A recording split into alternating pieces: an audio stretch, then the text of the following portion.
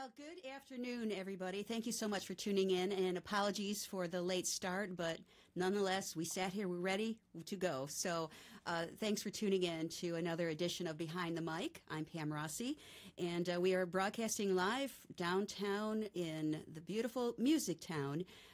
Live in the D, I like to say. So we are in this amazing facility, MusicTown, where I like to bring local artists in and focus on the local musicians and all this great talent that we have around the area, Southeast Michigan. I go a little further than that sometimes, but generally this area, and this is the place to be. So I'm welcoming another guest, and of course we can't do this without our sponsors. So thank you so much to Michigan State University, Community School of Detroit, and of course Children's Hospital of Michigan Foundation. So thank you to those two sponsors to help us keep this up and running. So again, thank you. This week's guest, I have Marq Speck. Hello, Marq. Hey, Pam. It's good to see you. Good to see you, too. Q, yes, as a lot of people, friends and family, like to call you. Absolutely. Because it's M-A-R-Q. Yep. Makes it easier to remember. It was actually my wife that started calling me that because I wouldn't always respond to Marq when we used to play out in clubs and stuff.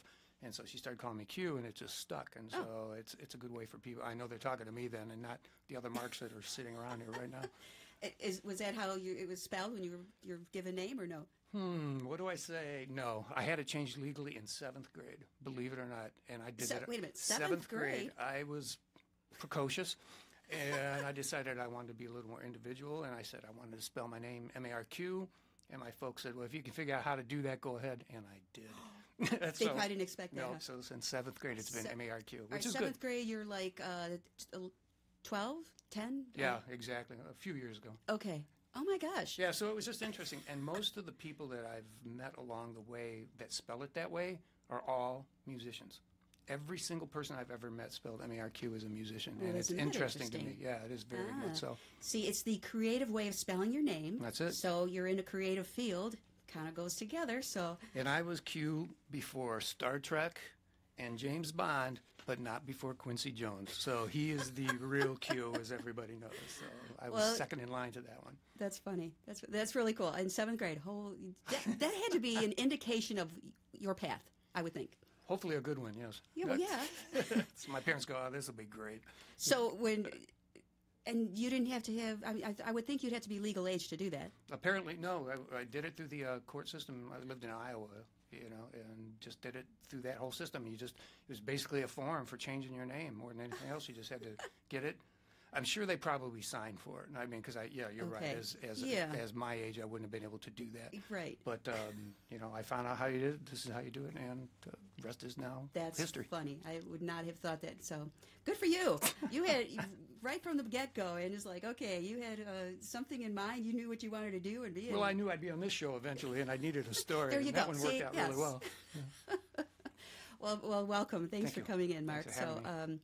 Yeah, I'm trying to think back how long we've known each other, but it seems like every time we got to know each other through the Detroit Music Awards, it seems like, I was a presenter of many years, and it seems like I always read, Sweet Crystal, come up and get your award. So you've got 17 of those. I know we've met before that. You used to have a show called, what was it, Over Easy? Oh, yeah. We broadcast live once with you in Pontiac. You were in some little, restaurant or something there, and my guys were backing a singer by the name of Eric Erickson. Yes. Really good vocalist. Oh my gosh, I didn't realize that was you. Yeah, I was the keyboard player for him. And so that's where I remember first seeing you, because then I remember talking to you, and I forget who the engineer was at the time, but just saying, how can we get on the show? So that's how far back I remember you. Oh my gosh, I apologize. I did not realize I remember that. I remember that show and having Eric on.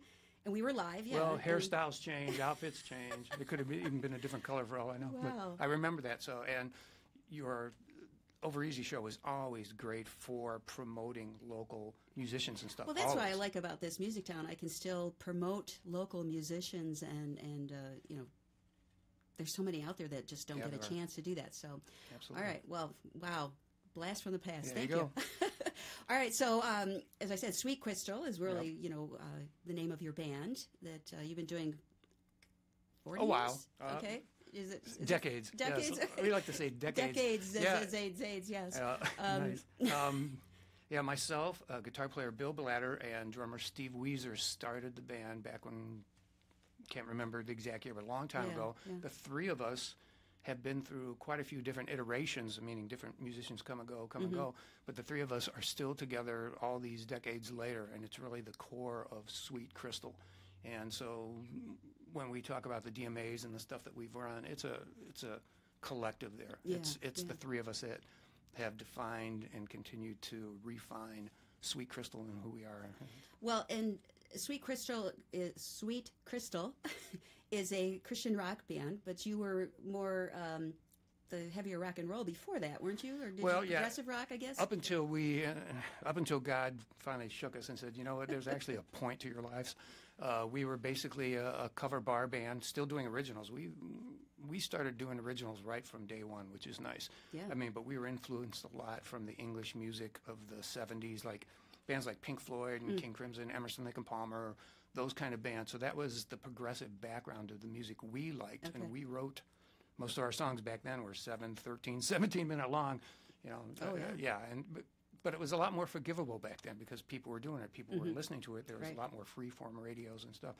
So that's how we started out doing that kind of thing. And then we just eventually, because of some instances in our life and some things that we went through, you know, it became very evident that God is real in our lives and has a purpose to who we are and what we're trying to do. And it really, it's that core belief that has kept us going all these years and that we try to reflect in our music and our lives. I remember one of the first times I saw a Christian rock band, and I thought, this is interesting. It's not like, you know... It's not your mama's gospel. No. It wasn't. And it was, I mean, couldn't even tell you who it was. Sure. But I'm thinking, wow, this is some good rock and roll. But, you know, you just... Even with the lyrics, if you had to really think, at least the band that I was hearing, you had to really listen to the lyrics to even get the realization that what they're talking about, and that they're a Christian rock. But it was all about rock and roll, and they were having a good old time up there on the stage. And I'll tell you what's interesting is for every genre of non-sacred music, not Christian rock or stuff, there is a genre in the Christian industry of that same type of stuff. If you like pop, if you like R&B, if you like gospel, if you like country, there are Christian bands playing those genres. Yeah. And now, because of technology and stuff, when Christian rock first started out, it sounded more like garage bands because they didn't have major labels behind them. They didn't have the big studios that, you know, pop stars or, you know, FM stars had. Right.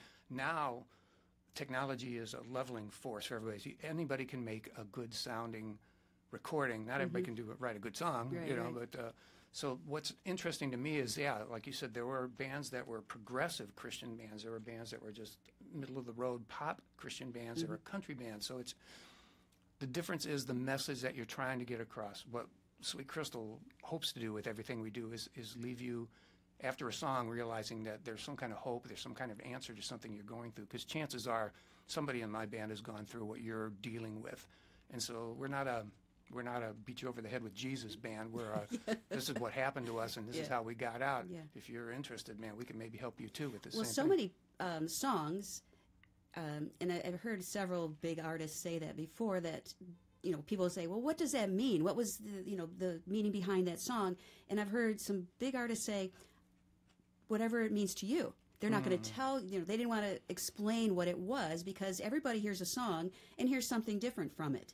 And, that's what he was saying. And for some reason, Paul McCartney's in my head, but I don't know if that was who said it. And it was like, yeah, this is how I relate to your song. This is what I get out of your song. And that's good enough because everybody will hear it differently. And a positive message, even if not delivered in a Christian rock vein, is still a positive message.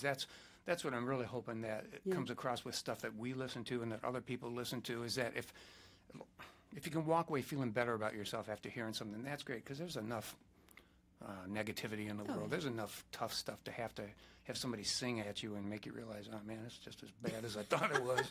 Now what? Well, that's no fun. I know. So.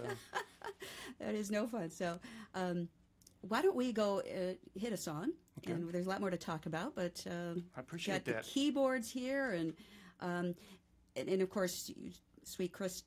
Why do I have to? It's hard. You know what? Sweet Crystal. The R's are hard for me too. Goodness. I actually had speech therapy when I was a little kid because I couldn't say R's. and that was a tough one. So now, you know, I luckily usually I don't can have get past trouble with it. it, but You know, but that is sweet Crystal. And so now, as you can see, he's here by himself. We'll talk about all of that as well. But so what do you got for us today, Mark? from our latest CD, 5 Carat Rock.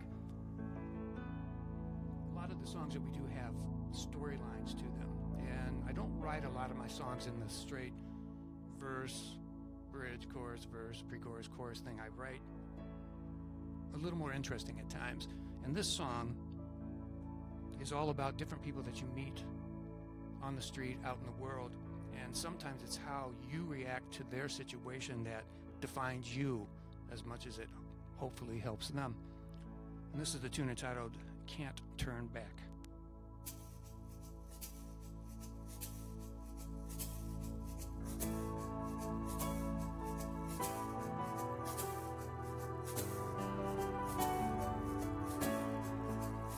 There's a man on the street who's had little to eat, barely a dime to his name.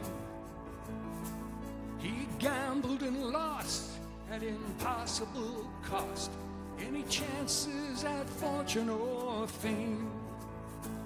Well, you'll find him on street corners, sleeping in alleys in cities and towns across this land. And when you see him, do you turn to flee him or reach out and offer your hand? There's a child down the block just learning to walk, dreaming how one day he'll fly. With every new step, he's got no regrets, whatever direction he'll try. But later in school, he will break the wrong rule. He'll stumble and finally drop out. And it's realistic, he'll become a statistic unless someone turns him around. Oh, it's realistic, he'll become a statistic once somebody turn him around. Now listen, there are shelters in town where new mothers are found. There's young girls with babies their own. And sadly apparent that boyfriends and parents, no longer welcome them home. So what should we say when we're shown shades of gray and we know what's black and what's white? Heartbreak and heartache, missteps and mistakes, injustices that we can make right. Heartbreak and heartache, missteps and mistakes, injustices we can make right. Now listen, as we travel these roads, let's all help with the loads that are causing each other to fall. So when we get home and kneel down by the throne in answer to God's clarion call, well, we might be surprised by the smile in his eyes as he tells us the things we got right, and forgiving our sins, recounting the wins of the souls brought from darkness to light. Oh, forgiving our sins, recounting the wins of the souls that we brought to the light. So we can't turn back, no we can't turn back. When we're on the right track, Lord, we can't turn back. Said we can't turn back, no we can't turn back. The simple fact is we can't turn back. There's a man on the street who's had little to eat, barely a dime to his name. He gambled and lost at impossible cost any chances at fortune or fame. Woo. See that mic move? Yes. That's the thrill of live. Yes. Ugh. We were talking about that earlier. because you pretty much bring this simple little setup here, one keyboard. It's the with baby this cue. cool, yeah, because you are now doing. Wait, let me grab my card here. Sure. The solo but never alone is what you're doing now. So I wanted to talk about that because obviously you're here by yourself, and kind of venturing out solo. So what was the mindset behind that is yeah. it's not egotistical, because this is scarier than playing out with my guys. It's all you. Yeah, I know. It's no all one me. to back you I up. have to remember the words and catch the microphone. But what it is basically, I thought this year, I've retired from, I shouldn't say real work, because this is passion for me, but we retired from our day gigs. And so I wanted to get back into music full time, something I did when I was younger. And I thought, well, how can we do this? Because not everybody has the same availability as I do in the band. But we still feel that the music and the songs have a point to get out to people. So I thought, well, let me try this on my own, just to see if the songs come across with the same impact for their message. And I really wanted to test myself. I said, because the comfort factor is different. I'm not surrounded by my guys. I'm not surrounded by my stacks of gear. So, like you said, it's you and you alone. And I thought, let me get out and see if these songs relate to people on this level versus what we've been doing most of our lives. And I just thought, you know what, now's the time. I've got the time. We can travel if we have to. And I think a one keyboard solo show can sometimes work better in like a coffee house setting, or maybe a church setting, or just anywhere that the full band wouldn't fit musically. Not the songs, but just the production value. Yes, so tone down a little bit. Yes, so I thought, well, More maybe raw. I can do that. And I see all these friends of mine that are out doing these open mics and stuff, and I go, well, I don't know if the guys could do that with me, but if I got comfortable being able to take one keyboard and play, then those are things to get our name out, and hopefully if they like what I'm doing, they will pursue me and find out about Right. Sweet Crystal, Right, and then right.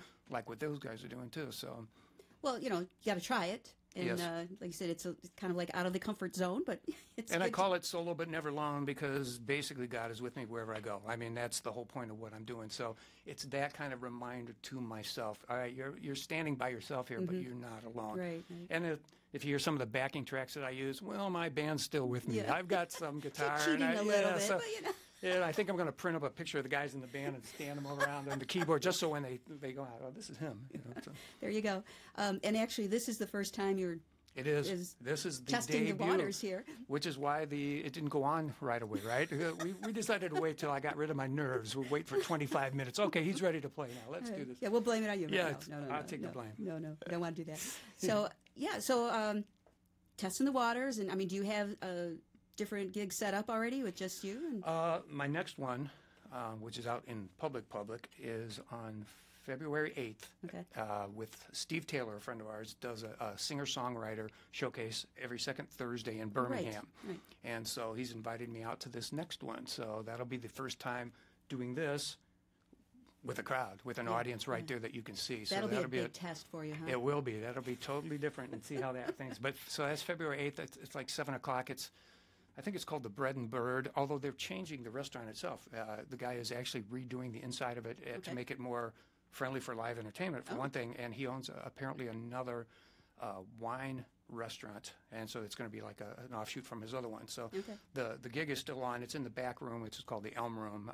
If the front's not open, then there's a whole back entrance to it. But I love when those kinds of businesses take a chance and put the music out there, and people want to hear it. And a lot of times you go out for a nice dinner, you want to hear some background music. I mean, they don't give you 100% attention all the time, but a restaurant type of thing or a coffee house is kind of nicer than the bar, because the bar, people are drinking and they get a little wilder and everything. But as people get to know you as a performer, you're hoping that it'll resonate. Well, they'll come back looking for you. Yeah. And that's the whole point. I'll be very curious to see how this works out. But regardless, it's fun. You don't know till you try it. I know. And here's your launch. Do I know my own songs? Well, when you do this one in public, come in February, you can always have your wife standing in the audience with two little cutouts of Steve and Bill. So just think a of little comfort there. Gosh. It'll be fun. You'll do fine. We've been over there a couple times for his last few shows, and he does a really nice job of production, and the caliber of people. I would say 90% of them I had never heard of before. Now I'm walking around going, these people are great. Okay. I mean, and so that's what you're hoping, that you'll walk away from something like that, is to learn about new stuff. And just, it's those are the very kinds of cool. places I like. It's like, wow, I never knew, you No. know. And of course, the position I'm in, it's kind of nice. You know, people are approaching me, Sure. and it's like I have to research or something, or I'm not. I mean, there's hundreds and hundreds of amazing And artists that's in this just area. here. Imagine every city in the United States, and then of course outside the United yeah. States. I mean, the amount of talent that's out there.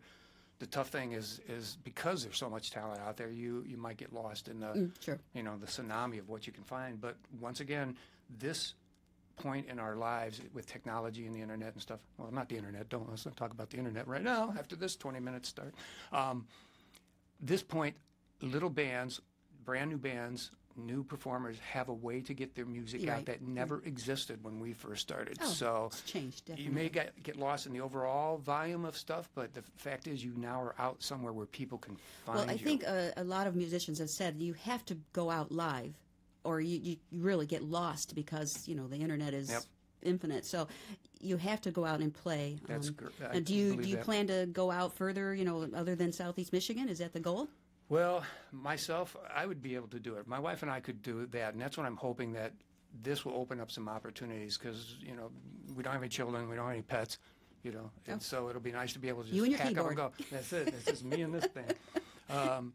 So we'd be able to do that. So I'm hoping, that would open some doors. We have a friend who's doing a Christian metal concert out in California. That just sounds funny. Christian metal. I know.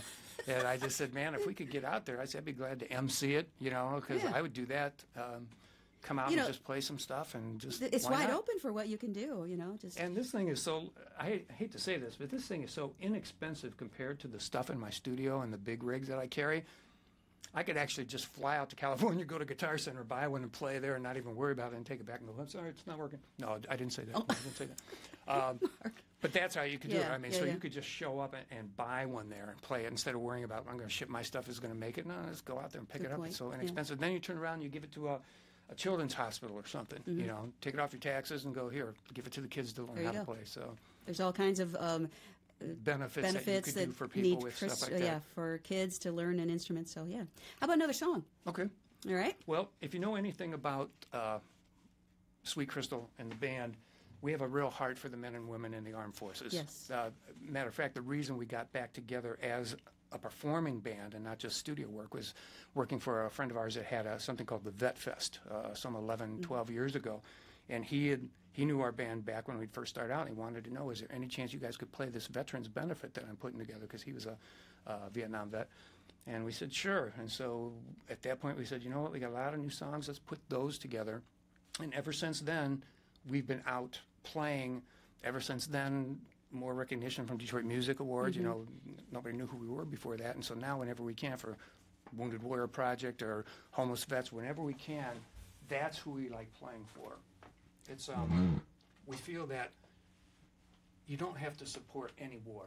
I mean, but you have to support every warrior. And this next song, Warriors, is all about the men and women that go out and protect us, but also about the family that's back here with their own sacrifice while their loved ones in harm's way, more or less. And so this is a tune entitled Warriors.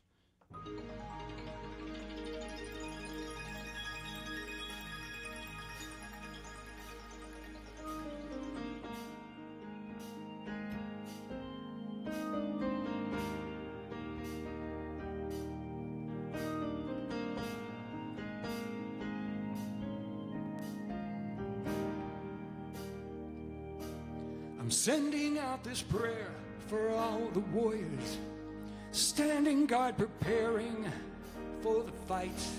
I'm praying for your strength and for your courage through the night. I'm praying that you all return home safely and welcome you back to friendly shores.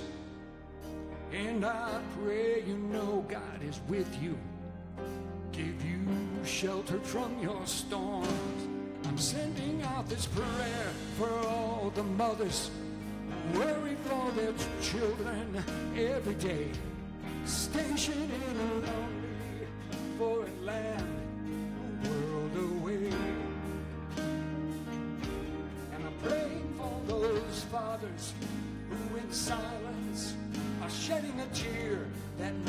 everyone sees, crying out for their sons and their daughters. Lord, please send them home to me, and I will pray for you. Will you pray for me? And together lift our voices to the sun. When we pray as one, asking how will it be done, we will stand upon the promise that we'll see your kingdom come.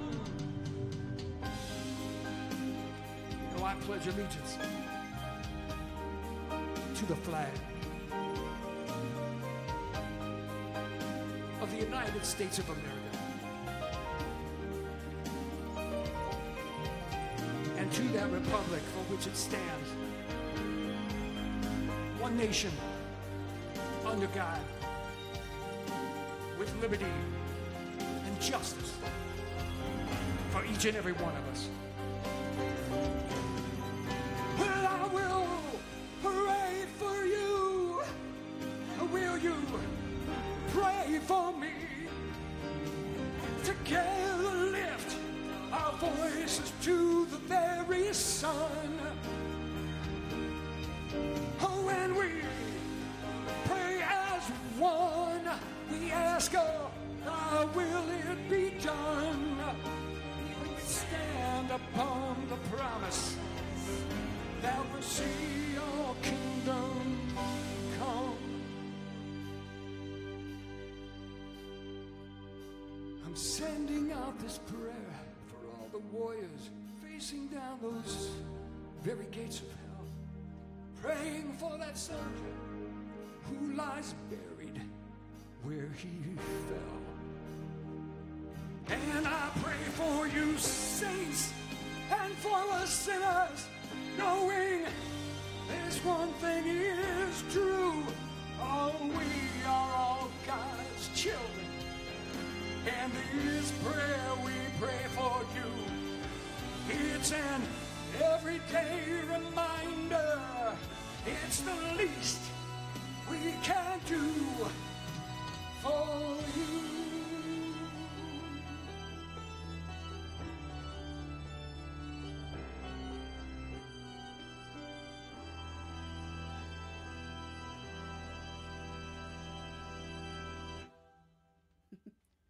Sounds like you had a full band there. There you go. I'd like to thank the band for showing up today. Yeah, really. That's with these the keyboards. You can, just add all these different things. It's really nice too, because those are actually our tracks. I mean, those are all my guys and me recording all those parts. That one, a friend of ours, Kathy Oyster, who you can find on Facebook, sang the backup vocals with us and stuff. So what's fun about Sweet Crystal, and I know it's a backing track because I really still like the oomph of that song with all that stuff. It's us. It's not like anybody else did it. So anytime I use tracks, it's from my guys. So that makes it sense. Yeah. It makes it very comfortable. That makes sense. All right, time for the Pam exam. Oh, what's in the jar? It's questions. Well, how funny.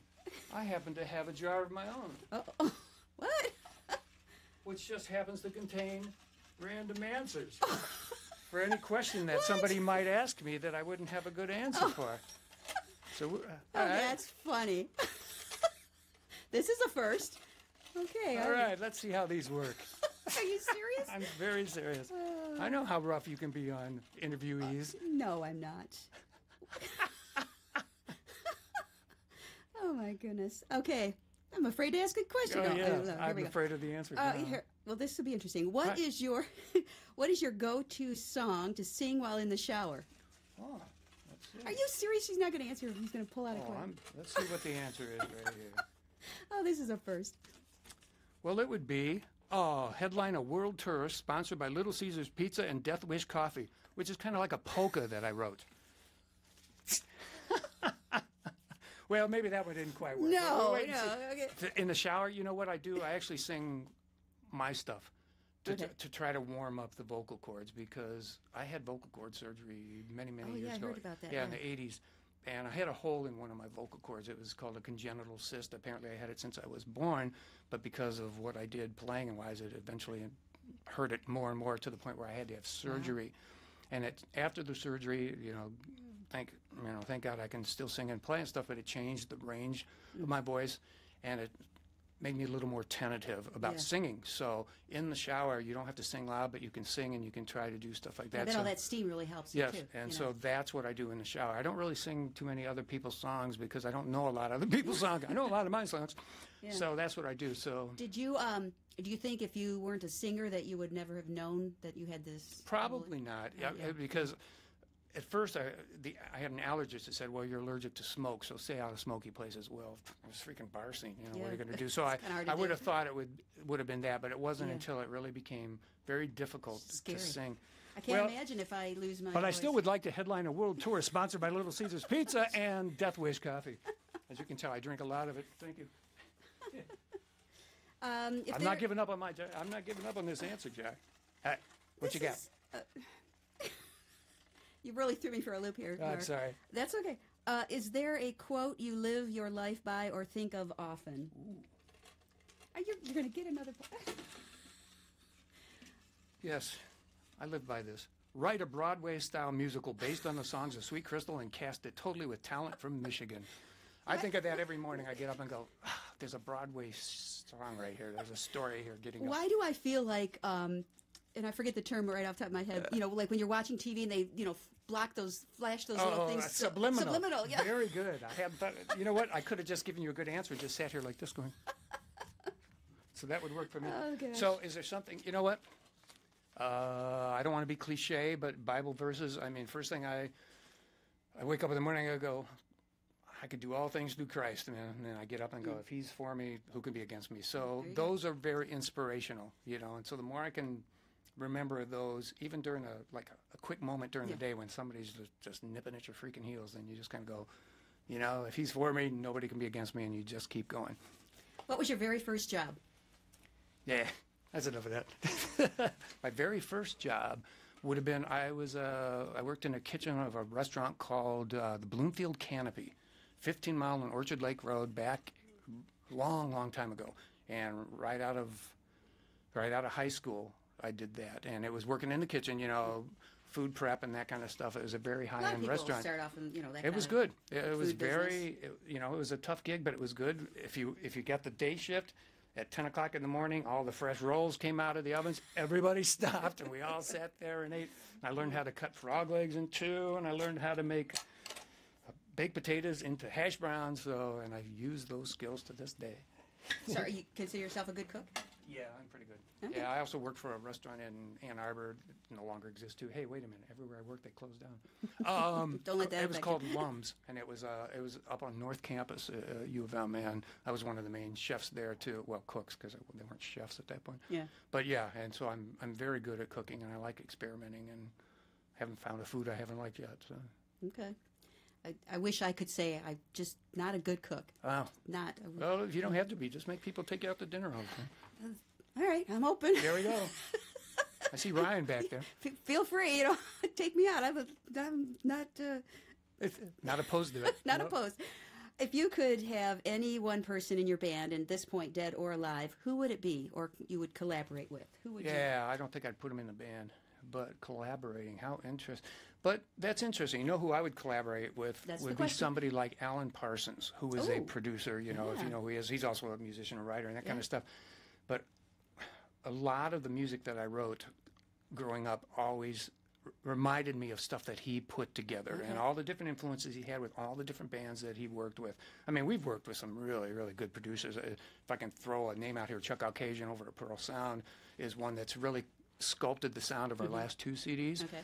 But for some reason, I just thought Alan Parsons had an ear, and he also wrote in a lot of the chord progressions and keys that I like. And I just thought, love Alan man, Parsons, if he could hear some of our stuff, what would he do with it? Oh, interesting. So yeah. not so much a musician, although he's a musician. I mean, my wife and I went and saw him live just down the road here at what's now the Fillmore. Okay. Yeah, so they played down there, and it was a stealth tour. They announced it in the morning, and he played that night because it was a new CD coming out, and he wanted to try it out.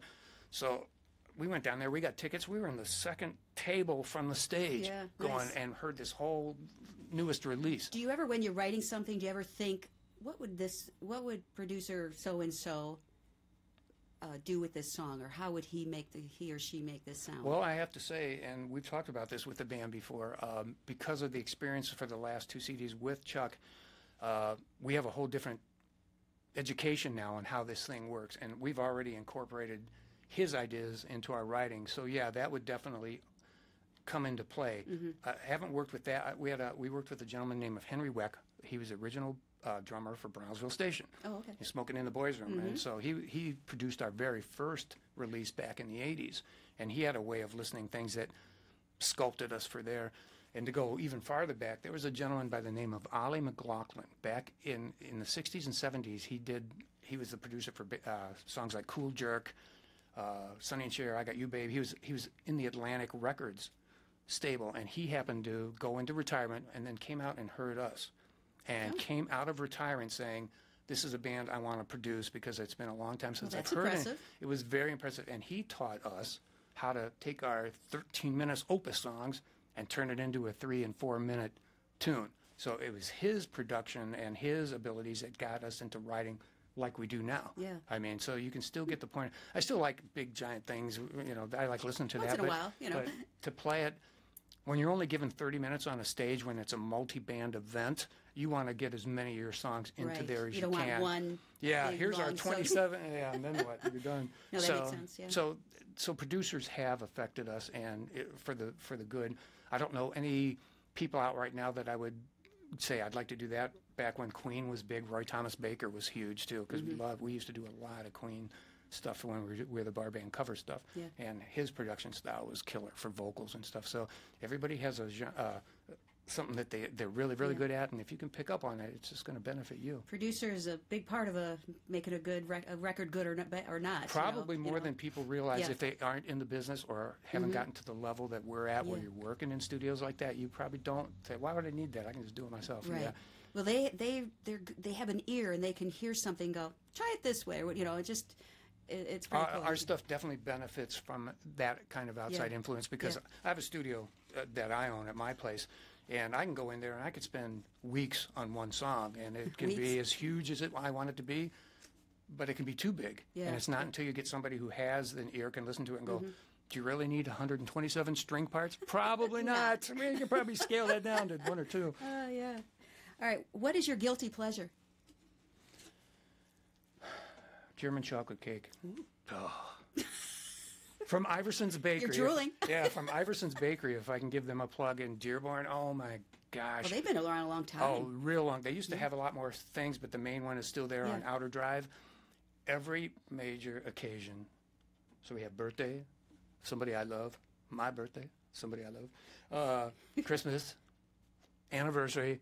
We go and buy, we used to buy an 8-inch German cake, which is freaking huge for 2 of us. Yeah. Now we do 9 inches. I don't think the refrigerator gonna will go hold smaller. the 10-inch. No, this stuff is so good. That's a guilty German pleasure. chocolate cake. And from Iverson. it's amazing. And the thing is, we have to only buy it on occasion, because if you ate that all the freaking time, I mean, the rest of the world would just walk past you, because you'd be just coma. But it's really, so I'd say I don't like to say guilty, because it makes it sound like it's bad, but it is so good. Oh, interesting. Now, Okay. Well, there's another plug. there you go. Those subliminal things just That's keep it. popping out here. But, all right, one last question here. If you were a spice, what would it be? What an interesting question. What kind of spice would I be? Probably vanilla. You know, because it's a nice taste. You know, it's not too overwhelming. And probably safe. You know, so that's a good one. But I like vanilla. I like vanilla lattes. You know, I just like the taste. So for me, it would be fine, but it wouldn't be so overwhelming that somebody go, "Oh, I can't handle this." Yeah. But I don't know if everybody likes vanilla. So. I don't think I've ever met anybody that doesn't like vanilla. Really? So. Sweet. Then they're gonna love You're good. You're in, Mark. You're good. How about another song? I'd love to. All right. Let's think what we want to play here. Oh, you didn't know? Oh, yeah. I thought about different ones, trying to figure out what would make. Forgive this. You still have this mic issue there. Yeah, I can see it slowly coming down. There we go. I just didn't want to. That's what happens when you're the musician and you're the roadie. You know, these kind of issues come up, you know? Yeah, my roadie's sitting back going, "Yeah, see, that's why you needed me." But I didn't bring him. Talking about the warrior theme and the armed forces theme, I wrote a song that originally I thought it was about the prodigal son and about how he walks away, leaves, and eventually he figures out who he is and comes back. But then by the time I was done with the song, I realized this was a little more positive message, and it reminded me of a soldier going off to war telling, at this point, the girlfriend or the wife that he left behind that, be strong, I will be back, this is something I have to do. And then in the overall scheme of things, I realized, this also works on the level of Jesus Christ going back to heaven. He did what he had to do here. He's going to heaven to build houses for us, get his dad to build us a mansion, and he would be back. So I thought, you know what, this song works on a variety of levels. So whichever one you're more comfortable with, that's how you can... Like you said, you could listen to the same song, whatever message came out. Right. And this is the tune entitled Us Eternally.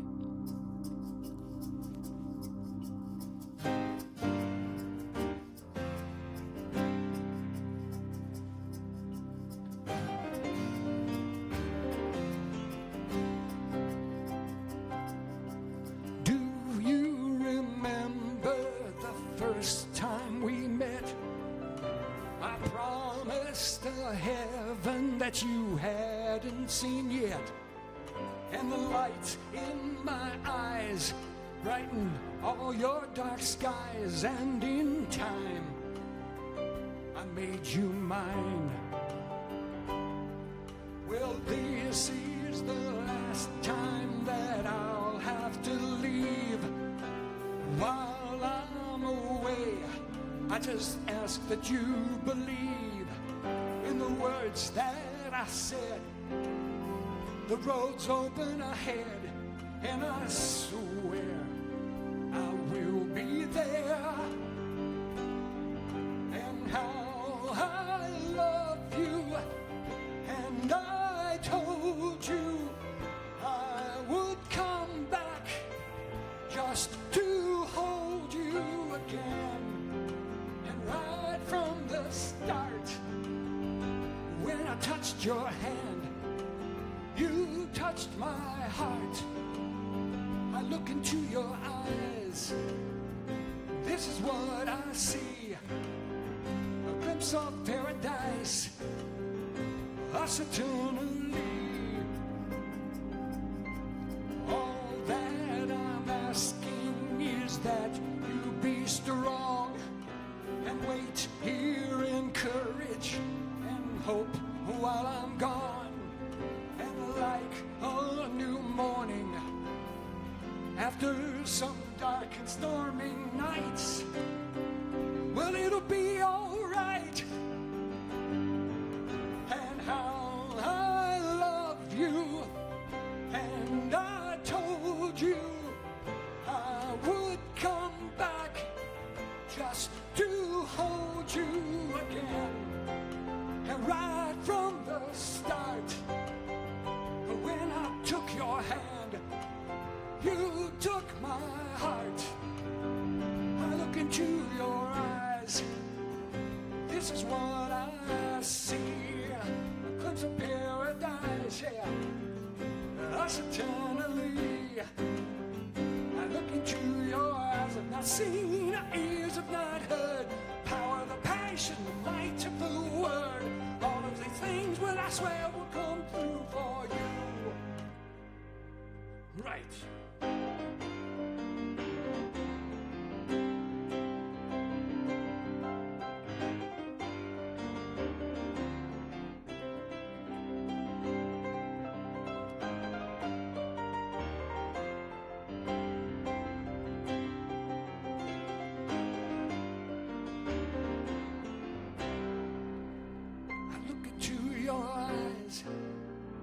This is what I see, a glimpse of paradise, us eternally.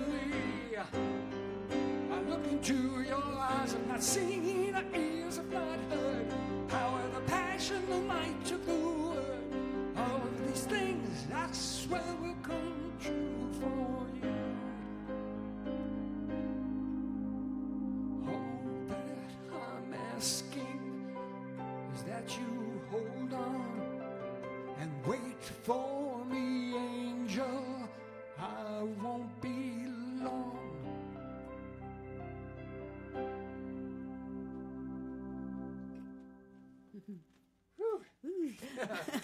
Did you teach yourself piano, or did you have lessons?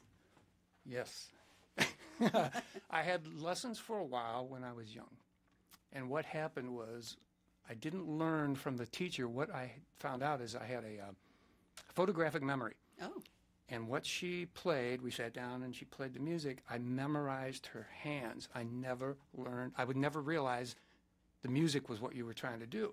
So 6 months, 7 months in, we're doing this, and my sister had lessons and she would practice. I had never practiced. We just went back and we'd play because I knew what she did. So I did it. Eventually, she got smart and put different music up there, and we played it. And I played what she played, and she goes, "Do you know what any of this stuff is?" And no. And that was the end of that. So I never had lessons after that, but because of that, I had a love for music, And So, I mean, obviously you can read music now. yeah, but I don't really do it. Okay. How do you write songs? If you don't... Just exactly like that. I will come up to a keyboard and just hit a chord and go, wow, I like this. And I'll just start putting it together. And I know the names of the chords. Okay. So that's what it is. You go from C to an A minor, and then I yell them out to the guys in the band. I say, and then I want to go down to here. And so we said, this is what we do. And eventually we get around, because we have the studio, I can go in and record it, and I can overdub stuff. I can do everything that I want to do, but I don't really read music. A few times I've needed it. I've needed another player to come in, and they needed music. Luckily, today's software is smart enough that I can spit out chord charts, or I can spit out, staffed music for people. And I can sit there and look at it and go, all right, I know what this is. I know what this is. But watching me play that is nowhere near watching me play. So that's really, whenever I work on somebody new, like right now I'm working with David Winans and his Pi project, I'll just say, what are the chords, man? Just tell me what the chords are, and I can play them. Okay. But if he said, here's a sheet music, I can go, that'd be great. What are the chords? And that's just me. So I feel pretty blessed that I have just an innate ability to do this. I don't take it for granted, that's for sure. And I'm a little humbled in the sight of somebody who can actually just put sheet music down and knock it out and just go. So all that theory, music theory, and all that stuff. Never had it. Yeah. In theory, no. Wow. Well, it's interesting you say that, because like many kids, to piano lessons, myself as well. And I had a teacher that would, okay, here's some new music, slide over, and she'd play it. Unfortunately, I didn't have the photogenic memory like you, but I would remember how it sounded. Good. So I never learned how, okay, play the C. I didn't do that either. But you could still play. For all you future piano teachers out there, do not do that, because it didn't help us. You need to figure out, and it could be that by now the teaching methods are different. I don't know, sure, but it could be an easier way to do it. But now you've got keyboards that the keys will actually light up in color when here's a C chord. But you can't see it on stage, so I had to leave it at home. Oh. People are wondering why all these lights keep what's all those lights? Here's the next song right here. Follow it. I can go back and go, okay, FACE, face, or every good boy deserves whatever it was. But, just to look at it and play it, I don't have that connection, which is... but there are some very, very good people that do that. We, for a little while, last year, we had a couple of ladies singing with us on stage, and Melina and Jill teaches piano. And so we actually got her to actually play on stage, which was really nice, to sit down and have another keyboard player there. It was very, very cool. But I know that she plays very, very fluidly and, reads music and writes music that way. So I'm a little intimidated at times for people that can do that, but I just don't let them know. So you probably wouldn't do a dueling band, piano type gig? But you know what? That's interesting, because I don't know if they play off of music like that, or do they just know that many freaking songs? Yeah. I think it's by ear and, playing off each other. Yeah, so I think if I'd learned the tunes, I could do that. But we did the cover band thing for 15 years. We made a living at it. At one point, we were 5 guys in the band. We had a 4-man road crew, 6.5 tons of gear. Oh my. We played. Well, you opened up for big names, with Steppenwolf, Nazareth, Bob Seger. So that's what we did, and so at that point, we did a lot of different songs besides the originals, but we were a cover band, and those days when you played in clubs, you played 4 or 5 sets a night. People don't do that nowadays. I mean, unless you're a dance band, a cover band that still does probably 2 or 3 per night. But the young kids coming up have no idea how much we used to have to play to make a living at it, and that's what we did. I don't think you can make a living at it anymore, the way the industry is set up. Thank goodness you loved it. Exactly, and that's how we got as proficient at what we do as we are because we played so much. And that's tough for a new band coming out because there's not that many places to play consistently. Right. So yeah, that was our school. That was our school. Yeah, we came out of college and just played. We toured for a long time. Went way up north in Canada. We actually passed the Arctic watershed line in one of our gigs, which is where all lakes and rivers flow to the Arctic Ocean. That's how far north we were at one point. We just what are we doing up here? Yeah, and out in the middle of it took 24 hours to get there. We had no idea. How the heck did you book something like that? We just had booking agents back in the day that apparently didn't like us. Let's go up there. No, but we did a lot in Canada. We actually played at a few clubs at the same time we were playing there. Rush was playing there. Supertramp was playing there. So it was very interesting before they became who they became. Yeah. So it was just fun. In Canada, there was quite a heyday of places to play over there. You go to not so much anymore, though. Not that I'm aware of. Okay. Not that I'm aware of. And that's, well, now that you're solo, never alone, you need to go venture out and find over these to Niagara places. Falls, both sides, man. There you go. But now you just never know. And I'm hoping to find some kind of management or a booking agent that has the idea of how to do this. I mean, right now it's always been Sweet Crystal. It's always been us.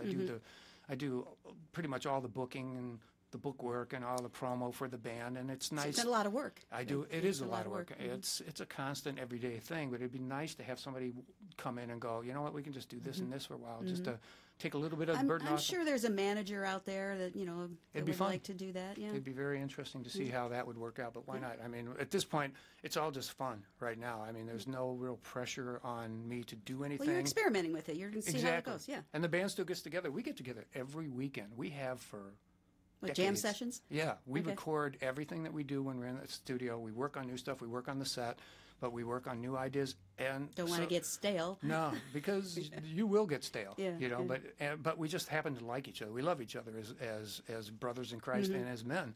And it's amazing after all these years. There are no fights. There's no arguments. There's no ill will ever been with the three of us. And now we have a bass player, Martin, who's been with us a year. So, and he drives all the way in from west side of Lansing. Wow. For rehearsals. I mean, that's some sweet dedication there. Dedication is for sure. So it's cool having a four-piece again because that opens up even more song opportunities. And I didn't mean to bother you with that jar, but I remember watching you. Yeah, I just thought this is going to be fun, man. But I didn't know what kind of answers to put in there. I tried to keep them all very nice and generic, but I just was thought, the first, Mark. Thank you. It was just to get a smile out of you, man. You did. Well, it's been a pleasure having you on here today, and good luck on your solo but never alone tour. Thank you very much. I appreciate that. Oh, and I've got one of the first. It's actually the first. The first. That's pin, the first. Sweet Crystal pin. That's it. That's the Q logo right there. I had a young gentleman from the Philippines design that for me. So that's international, and I only made 50 of them. That's the only. You're the only person There's only 49 left. That's it. And they're not going out to just anybody, believe me. I'm special there. Yeah, Thank absolutely. you. I appreciate it. Thank you, Pam. Yeah, it's been great, and good luck on your new thing with the solo. And appreciate that. I'm sure, you'll do fine. Of course, you still kind of have the band with you. You know what? In the tracks. There's only so much of my safety blanket I'm getting rid of. I'm still keeping a little piece of that flannel right on the back of my shirt. It'll be fine. Good for you. Thank you. Appreciate and maybe that. somewhere down the line, someone will want to help you, manage you, and book you, and do a That'd be booking very cool. for you. Yeah, so you never know. It's out there now. It's out in the universe. There That's you go. That's how Thank it goes. you. Thank you so That's much how for it this. All right. Well, first of all, I want to say thanks to Michigan State University Community School of Detroit and, of course, Children's Hospital of Michigan Foundation for letting us do this here at the wonderful MusicTown in the hockey town, downtown Detroit, as we do this every Monday live with a local artist and have them come in here and play their music and just talk and do the Pam exam. No more pre-answers. But if you are a local musician, local meaning, Southeast Michigan, I've even got some Lansing people, so, Michigan, let's do it that way. Let's just say the 100-mile radius. We'll go from that. Just feel free to contact me, and we'll get you on the show, because I've got a full year to book up and have fun with MusicTown and all this great music here in the D. So, again, thank you, Mark. You're welcome. Thank you. Feel free to call me. Q. Yeah. All right. It's been a pleasure. Thank you for coming in, and thank you for tuning in to MusicTown Detroit, our Facebook page, and WOMC HD3 channel. So thanks again for all of that. And until next week, I'm Pam Rossi. Have a great